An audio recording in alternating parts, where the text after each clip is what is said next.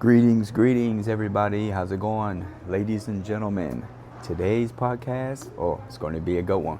We're going to talk about something very, very important, near and dear to me, which is the good, the bad, and the ugly of clinical trial studies, right?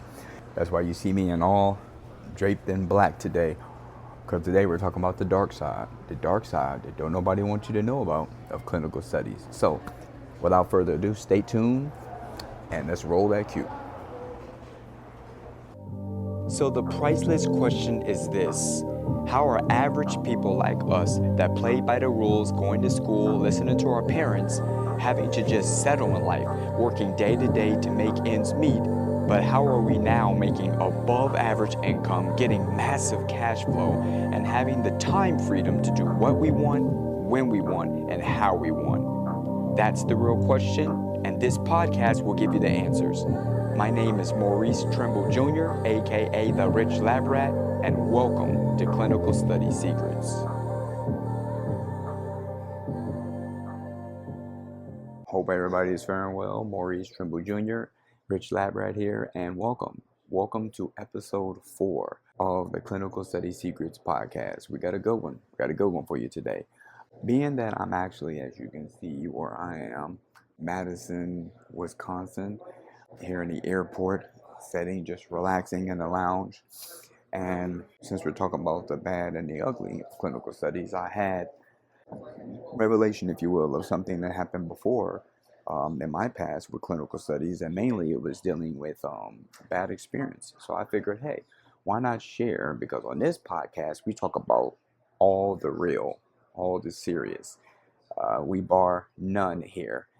Clinical Study Secrets, me and my team, and I asked them what did they think about it, and they say, yeah, you should definitely share that. Not only that, I also have a special guest that I'm going to bring her on for the audio. She's not here where I am right now, thanks be to technology, even though she's far, far away. She's in 1,800 miles away, Las Vegas, Nevada, right, my homeland. But I'm going to get her on the actual podcast. I'm going to get her audio. I'm going to have a phone conversation with her, take that audio, put it in this podcast. So it'll be the audio I'm going to take with her as I'm here in Madison, Wisconsin. And I'm going to take it and put it on a podcast so it could be able to share some value for you all. But yeah, I'm here pretty much just to give you the backstory about what I want to talk about in this podcast. So I'm here in Madison, Wisconsin. There's a clinical trial here for TREA, $15,000 clinical study for 30 days.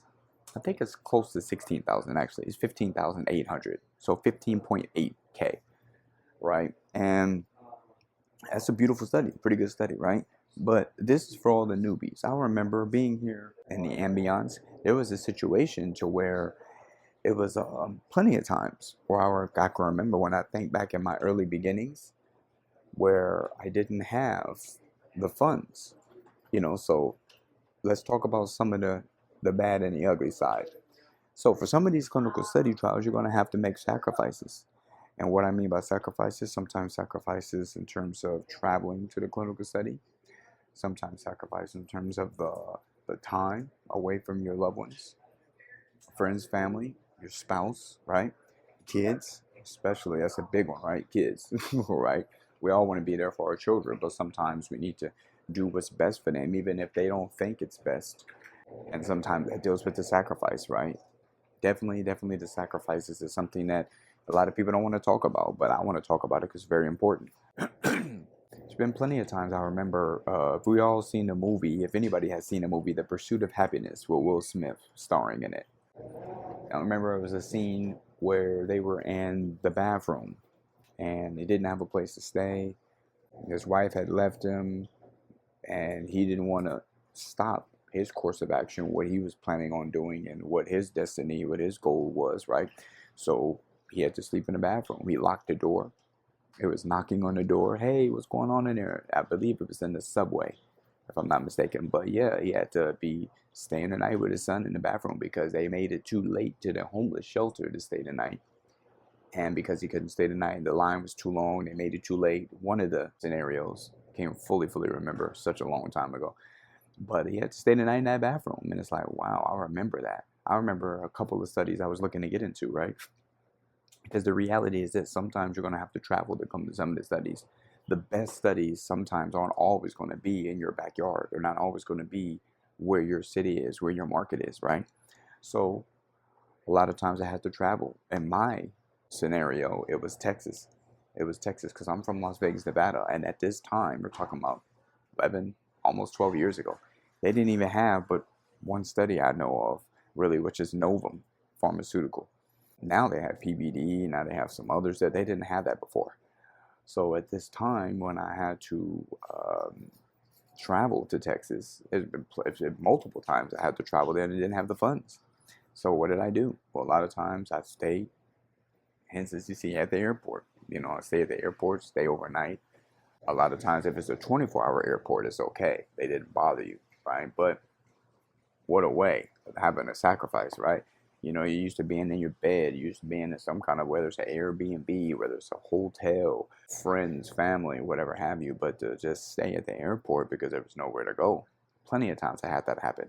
There has been times when there's hotels next to a study facility in Austin, Texas called PPD. A lot of hotels. Usually in a lot of the clinical studies, a lot of times they're near the airport, and there's always going to be times where these clinic facilities are near a lot of hotels, a lot of extended stays, short stays. A lot of times nowadays you got Airbnbs, so it's a lot of that. So, man, just thinking back, 10 years ago, it was tough because a lot of times some people would sleep in their car. I remember a couple of occasions I had to do that, right? I go to the study facility, I'd be on the actual grounds of the facility and sleep in the car overnight until the check-in of the morning. Because you got to figure you're getting a lot of money that they're paying, right? 5,000, 7,000, 8,000, 10,000, 15, 20,000, right? For these long stays. Sometimes, they got the short ones too. 2, 3,000 for like a week, or 4 or 5,000 for a week and a half, 10 days, something like that. Really, really good pay, but comes at a cost, right? Especially if you had to travel to get there. So this is for the newbies. I'm making this podcast for those that are new to this. Hopefully this information helps you, so you know that, hey, you don't want to put all your eggs in one basket. But then again, at the same notion, you do want to be able to know that there's a such thing as high risk, high reward, right? High risk, high reward. So you have to know that without no sacrifice, there can be no progression. There's going to have to be a time you're going to have to make a choice. A lot of celebrities have done this. A lot of actors, a lot of superstars, people that we look on TV right now, don't think that nobody has come for they didn't have to have a sacrifice, where they didn't have to do what they might not wanted to do, what is uncomfortable to do, but to get where they wanted to be, where they're very much so comfortable in life right now. And that happens. So, wow, when I think back, I think about that, like this airport, plenty of times, not this airport per se, but there's been times when many airports, Austin Airport, Dallas, Love Field, Austin Bergstrom, Las Vegas, so far as McCarran. Well, now it's called Harry Reid. That shows how old I am, right? Back then it was called McCarran. Now it's called Harry Reid. And Orlando airports for to go out to portray at Daytona Beach. There's so many. So far as Arizona with Sky Harbor, right? So California, LAX, there's so many, but because you travel, not to mention the East Coast, the East Coast and the Midwest ones, right? So, but yeah, I wanted to share that because there's going to be times when you're going to be faced to have to make a decision and have to make a choice. You'd be like, hey, should I do this? I'd say if I were you, what I would do, never put your eggs in one basket. That's a study secret for you right there, right? If you go and have to travel to get there for the screening, which is when you go there and you do all your labs, your blood work, your EKGs, your vitals, for your blood pressure cuff, your blood draw, when they got to take your blood because they got to see what's in your blood, if there's any drugs, right? Your urine, got to give urine so they can also do more blood testing, drug testing, things of this nature. That's sometimes one visit. You got to fly there and then you got to fly back, or you got to drive all the way there, put the gas in it for that, and then to come back, right? Sometimes some people take a bus there if there is a situation where you can do that. But all this takes planning. That's the thing. You want to think of this like chess, right? You got to plan your moves ahead. Gotta be moves ahead, right? Don't be caught in a situation to where you're last minute and hoping that it works out. Because these are the horror stories. These is the good. Excuse me. These are the bad and the ugly that people talk about when they talk about having I had a bad study experience. Well, they're talking about that because they had a bad experience. Like they had a black eye from that experience of the study what gave them. That doesn't mean hence that's going to be the same for you. That doesn't mean it's the same for everybody. Because I've had no bad experience. At all, it was just a learning experience. You know, I do a lot of personal development. Napoleon Hill, Jim Rohn, Zig Ziglar, Earl Nightingale, Andrew Carnegie, Brian Tracy, Bob Proctor. Many, many legends of the old that we've heard of some of these names. Mr. Robert Kiyosaki and his wife, Kim. Rich Dad, Poor Dad, of course. Rich Mom. Right.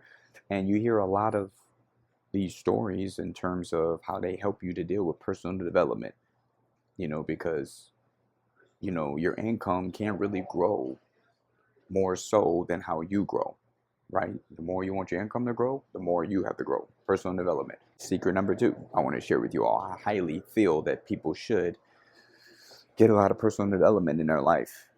Whether you read the books, whether you get the video, somehow get that literature in your cerebral. You have to get it there, because if you don't have that in your mental faculty, you're not going to be mentally strong to deal with the woes and the pitfalls and the things that's going to happen, because there's going to be some things that's going to happen, right? You got to be able to deal with that. And like I said, it just helps you to be mentally strong and helps you to be able to deal with these pitfalls as they come, these roadblocks, right? The travel is very, very huge. Because a lot of times you got to go to these facilities 2 times. You got to go 1 time, which is to get there. You got to go another time. That's for the screening. Then you got to do the second time, which is for the check-in, right? And what happens if you don't get in? You got to think about that. Sometimes I'd have to book a round trip, because if I didn't get in, I got to be able to have that trip to get back, right? But if I did get in this study, then I'm good. I don't have to worry about coming back. So even though you might say, well, I wasted money on that ticket. Again, you got to play chess. This is not checkers. This is chess, right? Sometimes you spend that money to get there round trip, but you got to secure yourself to come back. Now, if you're in the study, you're going to be making so much money per day that that money that you're making is going to more than enough pay for what you've lost in terms of the study. So you don't have to worry about that. You don't have to fret that situation. Right? No fret, no worry. It doesn't matter at that point. But if you're not even in the study, oh yeah, it matters. Because how are you going to get back? What are you going to do? You don't want to be caught with your pants down, like the old saying goes. You want to make sure that you count the cost. Make sure you have a backup plan. That's huge, right? Because without having a backup plan, that's like, you know, when you play spades, you don't have a spade in your deck, right? You don't have something behind the scenes that can take care of the situation in case it all goes bad. So always have that happen. And this is where the bad and the ugly comes. You know, this is where the dark side comes, what so many people talk about with the studies.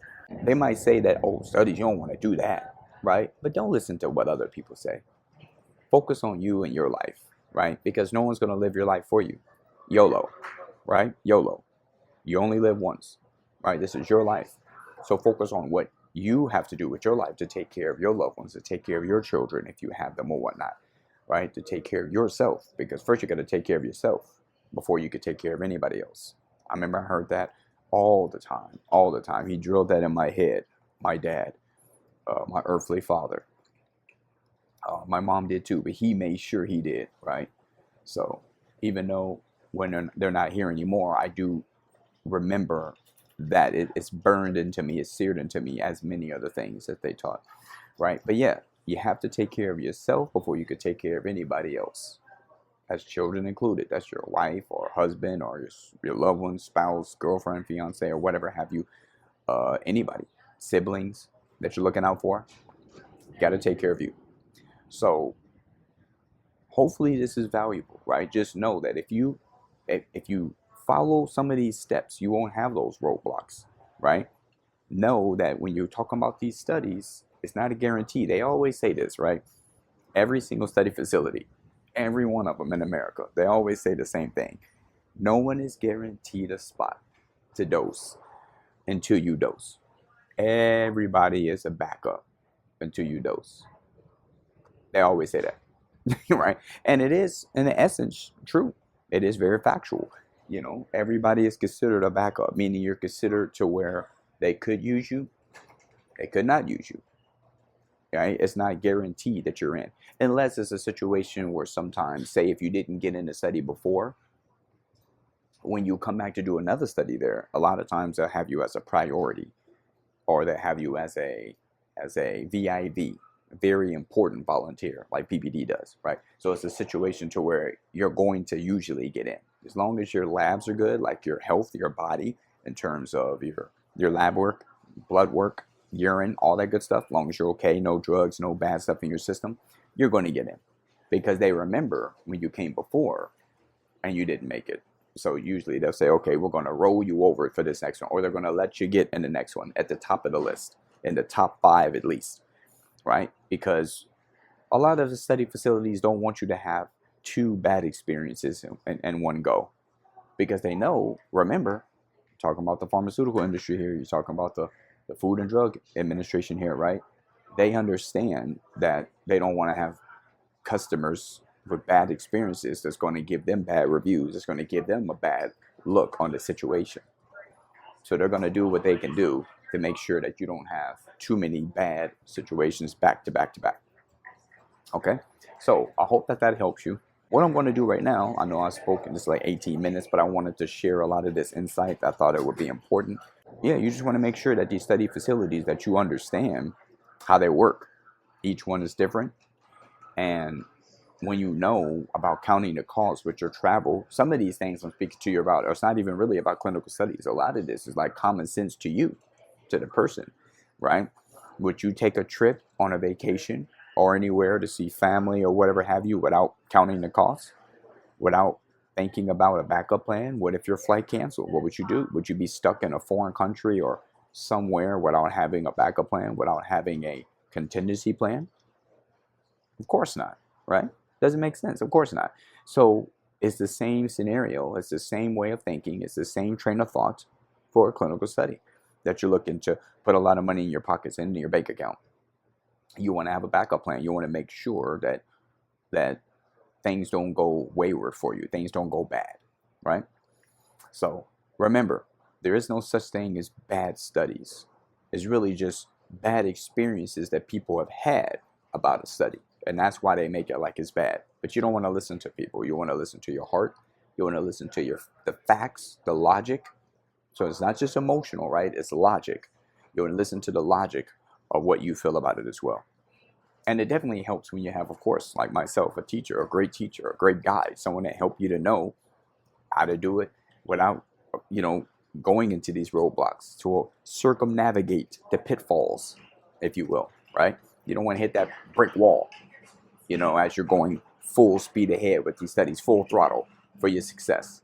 So with that being said, I do have a special guest for you all. Like I said, I'm going to bring her on, special guest, and she's going to tell you about her experience. And I think it's a good one to share with, especially with my newbies, people that are new to this. So hope that you all get some value from that. With that being said, stay too blessed to be stressed. Always obsessed with success. And as we say here, smile, say cheese. Because we're going to show you how to get that cheese. All right? Stay tuned. All right, ladies and gentlemen, welcome to the Clinical Study Secrets Podcast, episode 4. And me being your host, Maurice Trimble Jr., the Rich Lab Rat, and I have my special guest, Jasma Smith here. And Jasma is going to be able to help share a lot of light to all of you about, so far, just about clinical studies, the bad, the ugly, the dark side, just the different things that can go with it, even though it is all good. But nothing in the world is just all good. There's always going to be pros and cons to everything. So without further ado, I'm going to give the floor to Jasma. We're going to be interviewing her, so I don't want to talk too much. Hey, Jasma, welcome, welcome. Hi, Mr. Trimble. Thank you so much for having me here on your wonderful platform for your podcast, Oh, I for your appreciate it, man. clinical studies. You're Oh, doing a great work. oh, thank Thank you, you. thank you, thank you. It's good to have you. So, how you faring today? Too blessed to be stressed over there? You good? Yes, too blessed to be stressed. How's the weather out there in Vegas, right? Las Vegas? Yes, sir. Yeah, It's a yeah. nice breeze. It's like 82 degrees right now. Yeah, you're in my homeland. You said 82. Oh, 82 wow. right Oh, now. okay. Yeah, that's cool. That's It cool. Yeah, where I'm at. hasn't reached its peak. Oh, okay. Yeah, summer's just dying out a little bit. Yeah, where I'm at, Madison, Wisconsin, it's 55. Except I saw it's like 50 with the little breeze.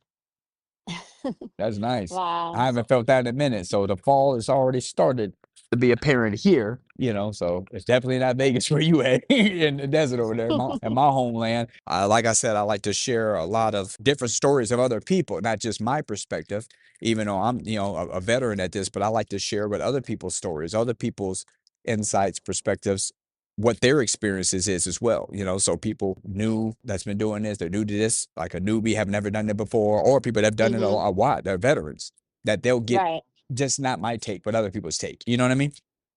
Right, I understand, Yeah. and especially it gives the individual to not have a biased point of view just from your point of view, but from other individuals, so they know that this clinical studies is something that could be profitable, and that how other people have actually gained a living for it. Yeah, it's very, very, very true. Very true. Yeah. So I just want to ask you a few questions, 3, 4 questions, all right, if you don't mind. No, I And don't mind, sir. yeah, and just definitely tell me what's your take on that. So question number one, are you ready? I'm ready. Okay, okay. So what went on in your mind? Like when I first told you about studies. I remember I told you about studies, what was I, like 3 years ago or something like that. Like I think. So Yes, what went on in your mind when you first heard me talk about it? I was amazed of how an individual can participate in clinical studies, take a medication that could be processed through the FDA based upon the actual research that they find from the participants.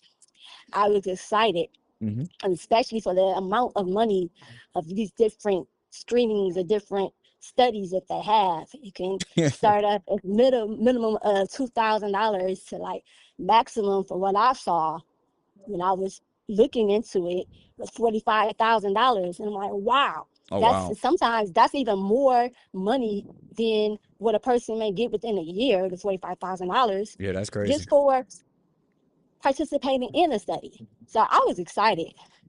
Yeah, I didn't yeah, have yeah. to be. The I money, didn't. that money is a motive sometimes, huh?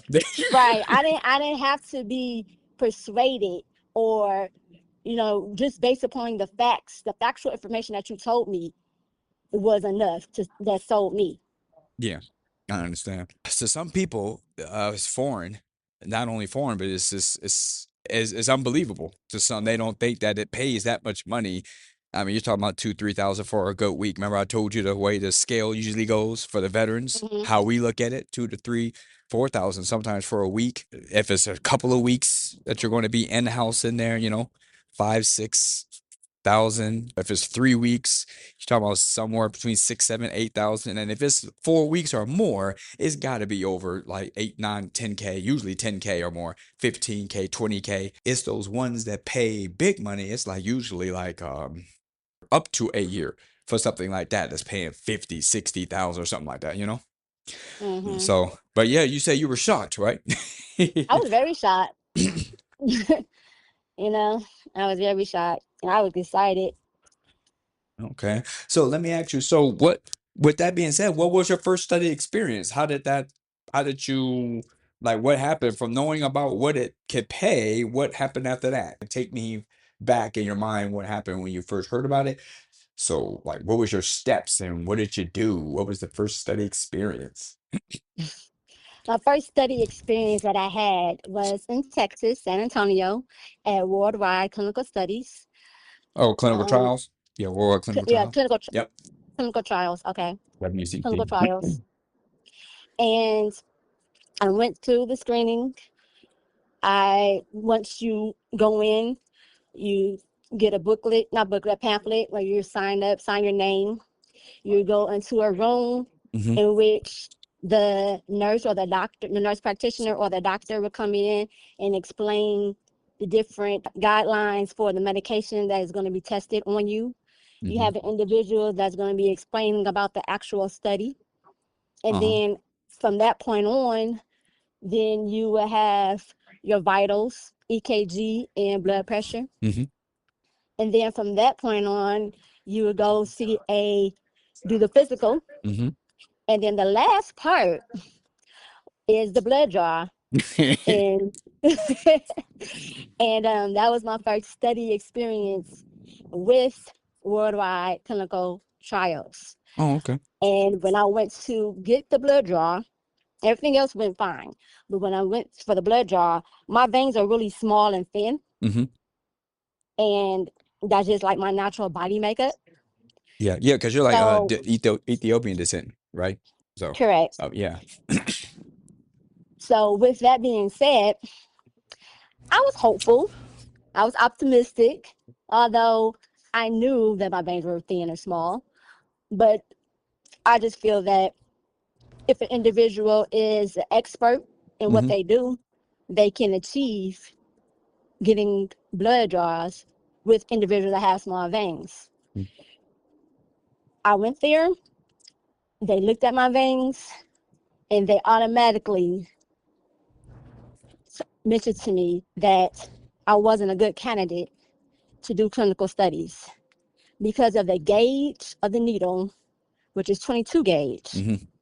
And normally when I get blood draws at my doctor's office just for routine checkups and things like that, Mm-hmm. they always use a butterfly needle, but it's not the 21 gauge needle, it's it's a pediatric needle. Oh, okay. Okay. So being that said, that needle was smaller, and that's the reason why I was able to get blood draws with no problems. Oh, So okay. I'm thinking that since that was possible for me then, that I can participate in clinical studies due to that. Didn't know Yeah. that it was based upon the gauge of the needle that they use, and that not everyone used that same gauge. So that's what became, that was my experience with Worldwide. Okay. Now, mind you, of course, different studies do different things. Certain Mm-hmm. studies, most of them, they stick with the same regimen, I should say, Mm-hmm. but that's not all of them. Some of them, they do the butterfly needles where they have a smaller gauge.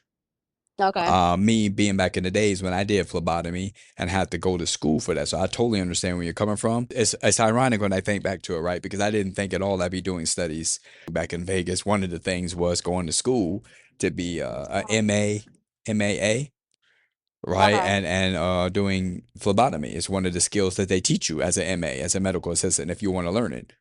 Right. So when I went to that school for like a good, like 3-4 months, little certification school type thing, vocational thing, Mm-hmm.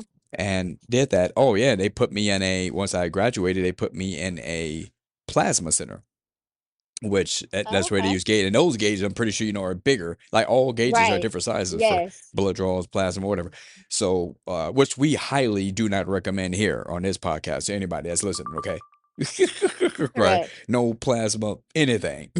Right. So, but yeah, I do understand when you're speaking about with the gauge, because it depends on the person. Like when you learn that skill, and some of these individuals might come there and they don't have the knack, they don't have the the skill set that they've learned, because they teach you there sometimes on site.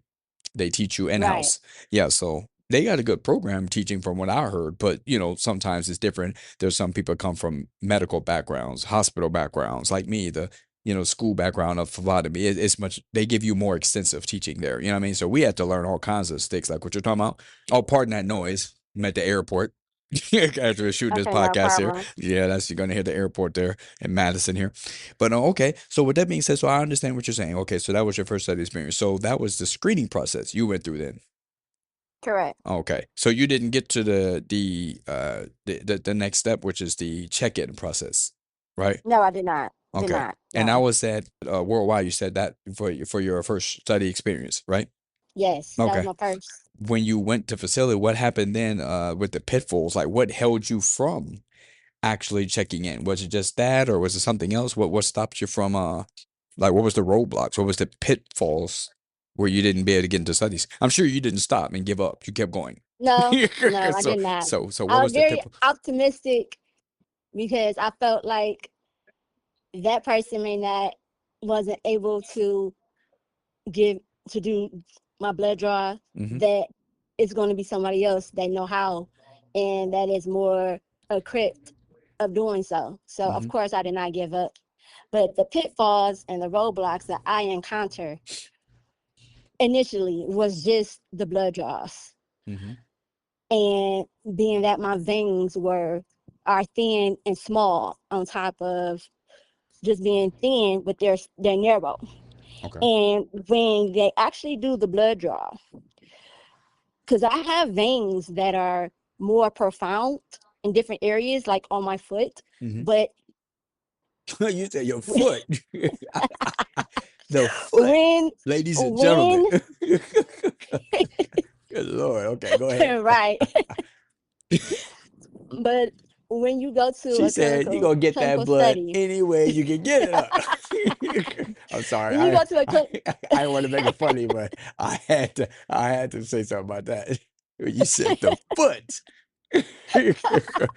Good Lord. Okay, go ahead. Continue. but when you go to a clinical study, it's a specific area that they have to draw blood. Mhm. So they can't just use anywhere within the body that where they can find an actual vein to get the blood draw. Mhm. So that was a pitfall, because in the area, which is right in the area of the bend of your arm, Mhm. right below, like where the elbow Yeah. connects, at that area, my veins are even smaller. So that was my pitfall. Oh wow. The actual needle that they use, I believe it was a 22 gauge, if I'm not mistaken, that the needle, once they puncture the vein, Mhm. that it just automatically just flask, because Oh, okay. the needle was too large to get the blood from my veins due to the Wow. size of my veins. So the different areas that they attempt 3 times, to be honest, and I was very shocked for them to be able to try it 3 times, attempted to do for 3 times, and that was at Icon Mhm. PRA. Oh, PRA, and Yeah, Icon that PRA. Yeah, well, everybody knows it as Icon, but since they merged way back a long time ago, it's two companies now. PRA and Icon are two separate companies. So, but they merged. Icon is what they're calling now since they're the ones that purchased them. So everybody just knows Icon, like you said. So you had it right. But we know it. The old school individuals that's been veterans to this, we know that they're Icon PRA because it's two different companies, right? But go ahead. okay. Go ahead. But yeah, so that was the only facility that attempts my blood draws 3 times to achieve their goal, but yet it was not successful. Oh, okay. And that was my major pitfall. I passed the physical, I passed the EKG, the vitals, the blood pressure, the height, the BMI. I even passed that. Oh, wow. Before I even started going to screening, Hmm. being that I'm already thin, I had to gain weight in order for my BMI to even meet the minimum requirements to even participate in a clinical study. Oh, wow. So I did the work, Yeah. and I just got to the point where I had to realize that my So, veins just wasn't applicable for the studies, yeah. Okay. and I had to be at peace with that. Gotcha. I understand. So let me ask you this. What this all being said, so what would you think then is what would you say to individuals then that they can do clinical studies? What if their veins are good? Females, males alike. What if their veins are good? What if that's not a pitfall for them? But they're still undecisive about it. There's some individuals I come across, a lot of individuals I come across. I know you came across some to where they've Correct. been indecisive, like they're on the fence about it. They don't know. They got their friends, they got their family, they got everybody telling them, don't do that, don't do that. You're gonna grow 6 toes or 4 eyeballs or extra fingers, phalanges or whatever. Like you be amazed at the stories. So what is you, with all Correct. this being said, what you had to go through? What's your thought process? Because if you could do a study now, you would, right? Of course I would. Oh, okay. So No question asked. yeah. So what do you say to these individuals that are undecisive about it? I mean, what's your thoughts to them? To let go of the fear that you might have of taking a medication that is unknown or a medication that is not approved for the FDA yet. Mhm. But to know that despite that is not that is an actual medication that you're taking, every day individuals take medication, Mhm. or a lot of you have individuals that may have done medicinal marijuana. Mhm. And with that being said, you're getting this medicinal drug in which you're not getting paid for to take it, Mhm. and you still don't know how it's been processed because you didn't grow it yourself. Mhm. So if a person can do that and yet they're indecisive of doing a clinical study and taking an unknown drug, then to me it's their mindset Mhm. that's hindering them. And that first you have to change your mindset for you to move forward. Because Mhm. once the individual change your mindset and look at the positive and not look at the negative, because every day we're doing something that we don't know about. I Mhm. mean, life itself sometimes it could be a gamble based on choices that we make. So Amen. being that said, I'd rather have a gamble with taking medication that can give me financial stability and to where give me freedom to where I'm not working for someone else, that I can use this money to invest in something that I want to put out to the world, Mhm. that I'm in control of. And that if any of one of you guys that are taking medicinal marijuana drugs or even drinking for that matter, that it's better for you to let it go, to be able to detox your body so your body can start making money literally for you for your financial freedom. Mhm. And that's what I would say to those individuals that can do clinical studies, but yet they are indecisive about it.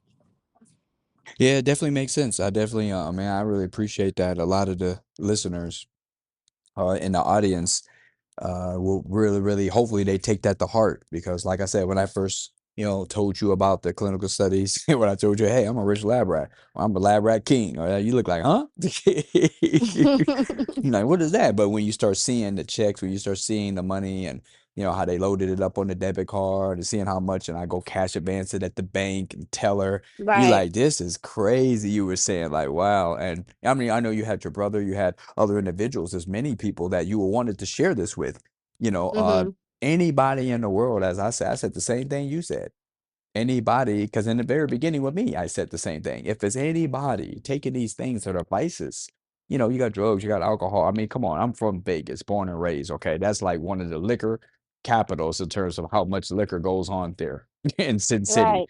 In Sin Right. City is so much liquor, and they have marijuana that's legal there, medicinal Correct. marijuana, stuff like that. They have all kinds of what do you call those places where they have it? Dispensaries, I think they're called. Yeah, Dispensaries. all over the place, and you can smell it in the air a lot of times, whether it's on the strip or wherever you're going. So, but I say it all the time, man, if that stuff's not making you any money, and we're not talking about a little bit of Mm-hmm. money here, right? We're not talking about the kind of money like at a job, like kind of like the snail money, what we call it, like the slow money. You're talking about some rocket launcher, like at Elon Musk to the moon, Batman type of money.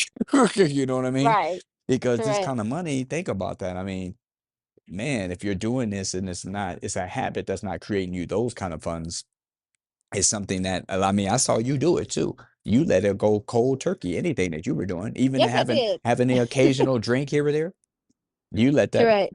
go fast, and I commend you for that, right? Because you haven't went back, right? You haven't turned back to that either, right? No, and So it I looked at it as though if these vices, what I'm doing for entertainment or the medicinal for my back tightness or muscle spasms and things of that nature, I'm like, okay, I have to find another alternative way to do it in which would not keep me from participating in clinical studies. Mhm. Because if this is what's keeping me from gaining more money than what I'm actually making at my actual daily job, my 9 to 5, Mhm. I was ready to let it go the same day you told me about clinical studies. Yeah, and that's a pat on the back for you. That's a kudos. That's a man, commend to you because Yeah, many people don't do that. I cannot tell you how many countless people I've come across who they don't want to let go of the habit. Oh man, I'm vaping. Oh man, there's cigarettes. Oh man, whatever have you, tobacco. It's like I understand these are addictions as we know about, but correct. but it's like we all know that success is an addiction as well, right? Of course. Having a lot of money to That's a do better whatever you addiction want. than anything else. Yeah, having a lot of money to take care of your obligations or whatever you want to have, that's an addiction. Having Right. time freedom and you can travel the world or do whatever you want to do, vacation and spend time with your loved one, that's an addiction. Right? These are also addictions, you know what I mean? And these are good addictions. I hope that everybody is just hearing what we're saying, that if you don't know about studies, if you're new to studies, if you've been doing it for a long time, if you're unsure, any of these aspects, yes, I mean, this is definitely a good thing to do. Get what you need taken care of, and then you can get out. It's not something you have to stay in a long time. This is not like a prison sentence or or something that you're trapped into doing this. You just get in, get what you need, get out. That's pretty much the reality. I mean, it's different things that different people want, different milestones, different goals, right? So, Correct. uh, And go ahead. I agree with you on that. And a lot of times individuals may look at like, well, I don't want to go into a study for 3 weeks or be confined in a facility. Or it just be the small things that they allow that to be their hang up for not participating Hmm. in it. And to me, I feel that what's 30 days if I'm normally going to get 15,000, or what's 30 days if I'm normally going to get 7,000, or whatever price that I obtain, I know that it's going to be more than what I'm making for a 9 to 5 working for a whole month. So just that being said, Yeah. that it can be, you don't have to have it like a career. And individuals spend 30 years working for one person, and when they retire, they still don't have enough money for their pension because you don't get your full pay, you get half the pay. And then you have individuals that still, after retiring, they still have to go back to work because they don't have enough money to just for their natural living experiences, Mm. not to obtain the things that they actually want. It's just for the natural living expenses, the necessities. So that being said alone, I would encourage anyone, everyone that can participate in clinical studies to do it. At least try, attempt to do it one time Hmm. and see how it goes. Yeah, real And talk, it would real it would talk. it would change your life, change your mindset. Absolutely. Absolutely. Well, thank you so much, Miss Jazz. Is there anything you'd like to say and in closing to the people or whatnot? I really appreciate the value you gave. You said a lot of good gems that I hope people are listening to. Thank you for sharing, also vulnerable, sharing your experience as well. Many people like to be keeping it hush hush, but even though I call it clinical study secrets, I'm talking about the secrets to doing this on a professional level, on a massive level where it can change your life for the better forevermore, right? That's what I'm talking about, Correct. secrets, but never a secret to what we do, or like like how you shared, it's not a secret, just being vulnerable, talking about how this has happened for you, right? But just because what's happened to you don't mean that it's going to be the same for somebody else, or what happened to me for somebody else, you know what I mean? And so, Correct. but yeah, what's your thoughts in closing? Anything you want to say? So the only thing that I would say in my closing remarks, to give a second thought on doing the clinical studies. Let go of any doubt that you may have and go through the process. Go to the screening. Be adamant about it and watch it change your life. Hmm. For I have seen it change so many different people's lives because of the very thing that a person may lack is financials. And when you have that in order, you can achieve anything that you set your mind to. That's what I would say to those individuals. And as a closing remark, Yeah. don't allow the fear of the unknown keep you from what can be promised to you Very true. Very true. to have financial freedom. And these individuals in this millennial stage, that a lot of individuals are more prone to be entrepreneurs or be business investors Mm-hmm. because they don't like being told what to do. So if you have that mindset, but yet you're starting a business, you can still do these clinical studies to add more money and give you more capital, so you can use that money to make your business flourish at a faster rate than what you naturally are doing. So I encourage anybody and everyone, like I said, to participate and attempt to do it one time just to see. And then that will let go of the fear of the unknown. Yeah. Well, I appreciate it so much, Jasmine, for all what you shared. Thanks again so much, Jazz. I mean, you helped out a lot. And I'm definitely going to get this out, to the people. Definitely take care with that good sunshine and out there in Vegas. Don't party too hard now. Right? I Right. know it's a lot of things in your horizon because I know you're working on some big things too, right? Some entrepreneurial Yes, I endeavors and stuff. am. Yeah. So this Miss Jazz is the overcomer as we know about it. But I know she didn't want me to leak it too much. I ain't gonna say too much. I'm gonna say she's the overcomer. I'm gonna say that. And I'll make sure though, I'm gonna make sure though, seriously though, that I let, all my audience know what you have coming because you're into some special work and what you do in terms of people with whether it's autistic, right, or hydrocephalus is how you say it, Correct. Yeah, hydrocephalus, hydrocephalus. and scoliosis, right? Correct. Yeah, and the shunt, like the shunt situation, right, that you Right. have that medical procedure, right? That surgical procedure, I think it is medical, right? The shunt. Yes. Yeah, so It's a there's surgical procedure.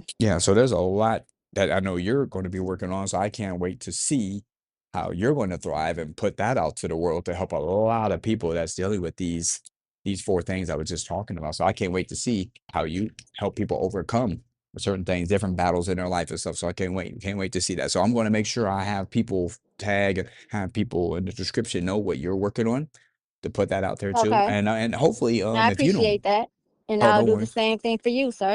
Of Yeah, and I'm hoping that you don't mind in the near future. I want to have you back on again. Have you back on again and course. to talk more. Probably this time we're in a sit down scenario where we sit down with each other in an office or whatnot in the studio. So if you don't mind, so we got to make that happen. Cool. All right. I'll be looking forward to it. I'm looking forward for the next call to be on your podcast. Yeah, I'll be appreciate it. available. Okay. And And thank you same. so much for what Oh, you're doing and how you're changing the world and the mindset of putting this out there for the awareness for individuals that do not know about clinical studies. It's a wonderful thing that you're doing, and I'm very proud that you are doing this. no, I Sky's the appreciate it. limit. With that being said, we always say here, we always say, stay too blessed to be stressed, obsessed with success, everybody, and smile. I'll let you, Jack, go ahead into it to that. Say smile. What we say, smile. Smile and say cheese, and I'm going to help you to get that cheese. Yeah. There you go. All right. Thank you. Have a good one, everybody. You want the secrets to clinical study trials? Then go get my free Clinical Study Secrets guide at clinicalstudysecrets.com. Inside this guide, you'll see me crush the 12 false beliefs that hold people back in life. But you'll also discover how to become a rich lab rat so you too can escape the rat race.